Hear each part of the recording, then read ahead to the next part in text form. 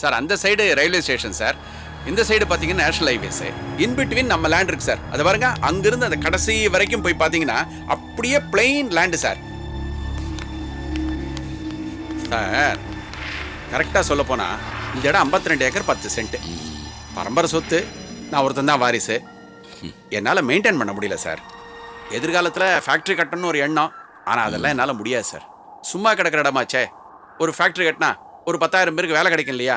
அதனால தான் டிஸ்போஸ் பண்ணிடலான்னு முடிவு பண்ணிட்டேன்.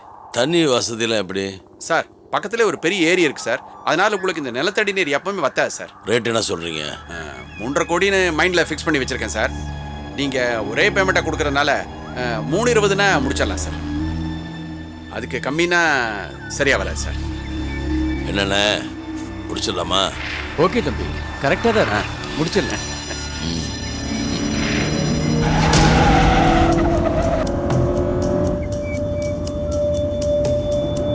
அது ஒன்றும் இல்லை சார், வேற ஒரு பார்ட்டியும் இடம் பார்க்கணும்னு சொன்னாங்க. இதுக்காக தனித்தனியாக அலைய வேண்டாமேங்கிறதுக்காக அவங்கள இன்றைக்கே வர சொல்லிட்டேன்.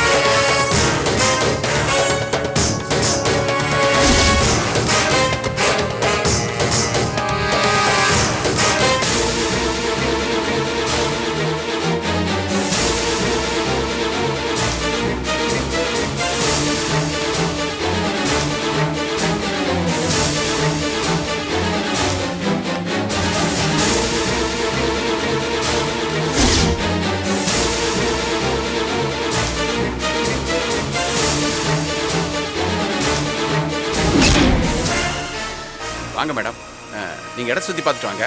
அதுக்குள்ள நான் சார்ட்ட பேசி அனுப்பிச்சேன். பார்க்க வேண்டிய அவசியமே இல்லை. எனக்கு இந்த இடம் பிடிச்சிருக்கு, எனக்கு வேணும். கோவர்தன், முதல்ல வந்தது நான். நீ ரேட்டையும் சொல்லிட்ட. நான் எந்த முடிவும் சொல்லாதப்ப நீ அடுத்தவங்க கிட்ட பேசவே கூடாது. முடிவை நான் சொல்லிட்டேன்ல, அடுத்தவங்க பேச்சை கேட்டு ஏமாந்து போயிடாத. நான் சொல்றத கேளு கோவர்தன். எனக்கு இந்த இடம் பிடிச்சிருக்கு. எனக்கு தான் இடத்த கொடுக்குறேன். ஏய், நாளை காலையில என் வீட்டுக்கு வா. இந்த டீலை முடிச்சு. நாளைக்குன்றது எப்பவுமே எனக்கு பிடிக்கவே பிடிக்காது. அண்ணே, இந்தாங்க தம்பி, இது அட்வான்ஸா வச்சுக்க. நாளைக்கு சண்டே, நாளைக்கு மறுநாள் திங்கட்கிழமை காலை ரிஜிஸ்ட்ரேஷன் முடிச்சிடலாம். ஓகே?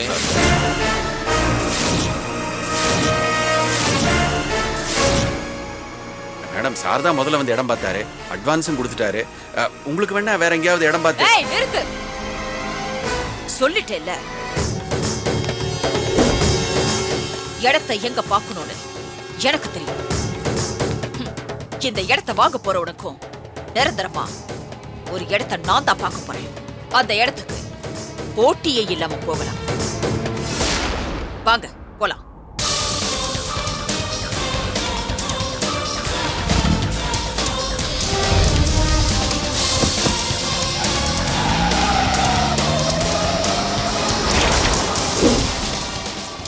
யார் டாட் இவ்வளோ தூரம் பேசிட்டு போறாங்க? பார்த்துட்டு சும்மா இருக்கீங்க? காரணமா தாண்டா பேசாம இருக்கேன். புரியல டாடி. அது பெரிய கதை, பழைய பகை. சமயம் வரும்போது சொல்ற. கிளம்பு சார். மண்டே ரெஜிஸ்ட்ரேஷன் நிச்சயமா நடக்கும்.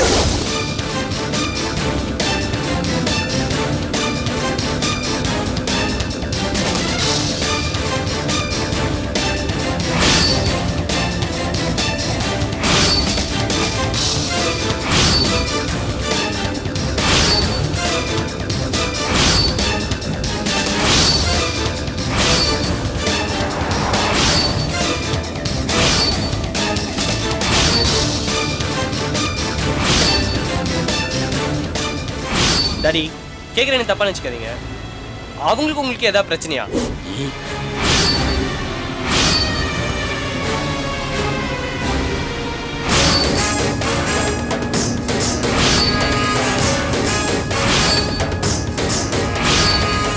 சந்திரா, கவலைப்படாதம்மா. எனக்கு தெரிஞ்ச இடம் போகிற வழியிலேயே ஒன்று இருக்கு. அந்த இடம் மாதிரியே இருக்கும். போய் பார்த்துட்டு போயிடலாமா? சரி சந்திரா, வேணாம் வேணாம்.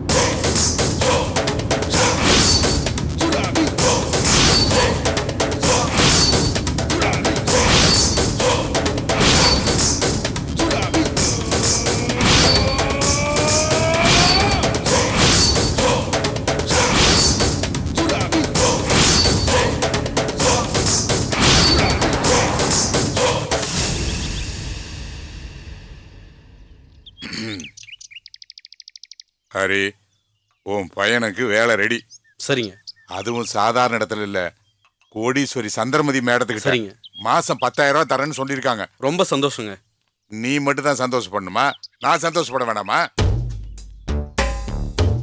இந்தாங்க சார், இதுல 5000 ரூபாய் இருக்கு. பையனுக்கு வேலை கிடைச்சதும் அன்னைக்கே மீதியை கொடுத்துட்றேன். ஹரிச்சந்திரனா இருந்தாலுமே லஞ்சம் கொடுக்காம வேலை நடக்காது, வேலையும் கிடைக்காது. இது கலிகாலையா? இப்ப நீ எங்கிட்ட பணத்தை கொடுத்துட்டீல, உன் பையனை நீ சுத்தமா மறந்துடு. அவனை ஒரு வழி ஆக்குறது என் பொறுப்பு. சார், நான் வேணா உங்க வீட்டுக்கு வந்து உங்க பொண்ணு கிட்ட கொஞ்சம் பேசட்டுமா? ஏன் அதுக்கு? என் பொண்ணு என்ன சாதாரண ஆளா? அவளுக்கு இப்ப இருக்கிற செல்வாக்குக்கு அவ ஒரு வார்த்தை சொன்னான்னா ஆர்டர் தன்னால வந்துருங்க. உடனே அப்பாயின்மெண்ட் ஆர்டர் கிடைச்சிடும். ரொம்ப நன்றி சார். அப்ப நான் வரேன் சார். பில்ல செட்டில் பண்ணிடு. மறந்துடும் பையனை, மறந்துடு நீ.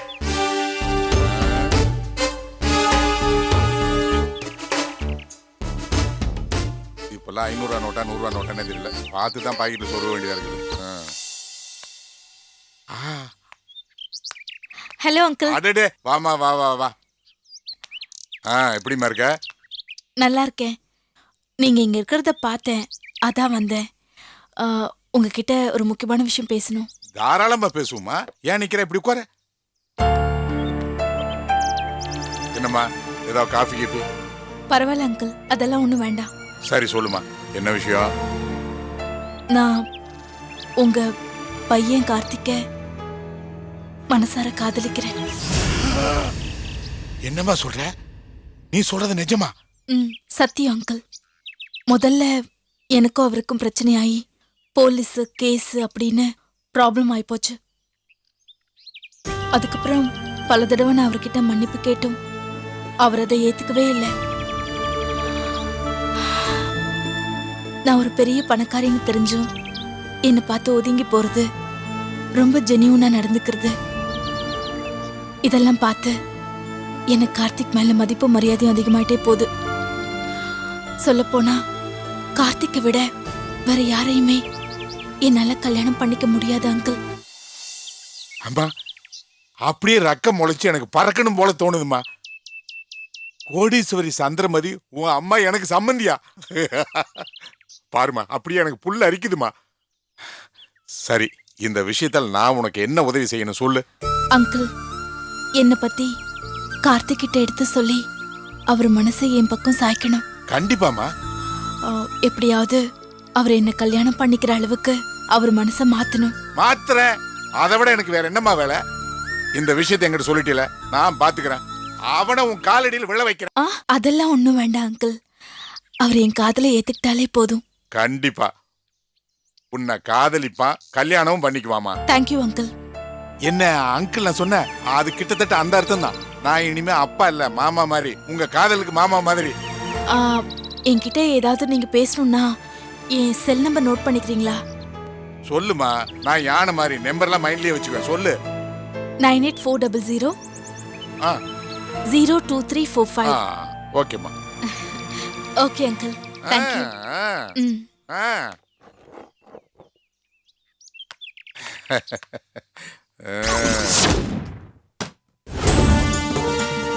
அம்மா அம்மா அம்மா அம்மா காட் அம்மா அம்மா அம்மா அம்மா எங்கம்மா இருக்கீங்க? வரமா. என்ன சந்திரா, என்னாச்சு? ஏன் இப்படி கத்துற? இனிமே என்ன ஆகணுமா? எது நடக்க கூடாதுன்னு நினைச்சனோ அது நடந்து போச்சு. யார பார்க்க கூடாதுன்னு நினைச்சனோ அவனை பார்த்துட்டோமா? என்னடி சொல்ற? அப்படி யாரதான் பார்த்த? அந்த ராஜதேவன்.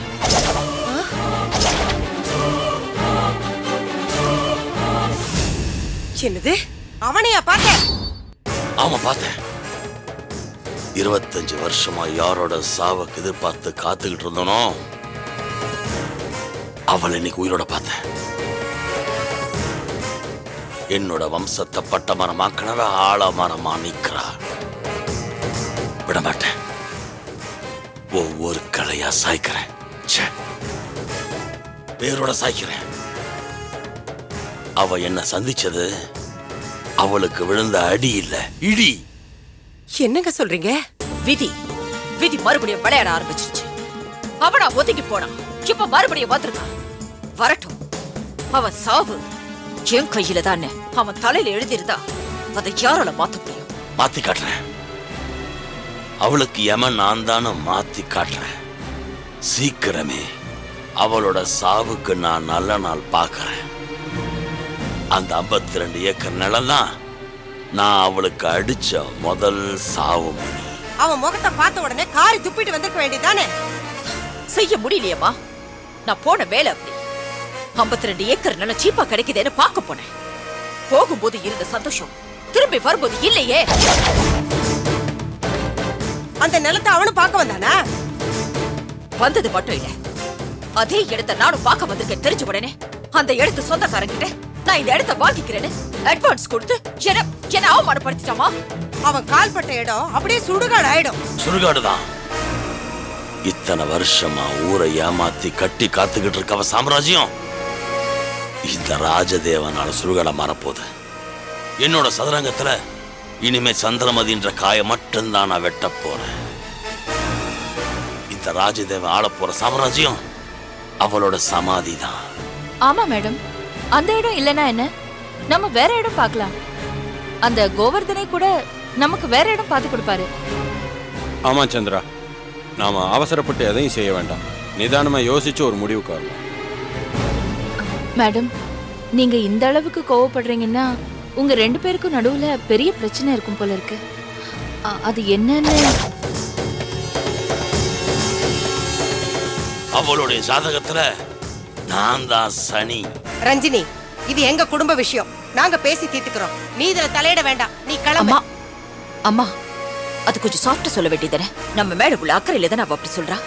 இட்ஸ் ஆல்ரைட் மேடம், அவங்களுக்கு ஏதோ டென்ஷன். நாளைக்கு உங்களை மீட் பண்றேன். Okay, 1 minute Ranjini. மேடம், நமக்கு ஏதாவது புதுசா இடம் இருக்கான்னு கொஞ்சம் பாரு. Okay okay madam.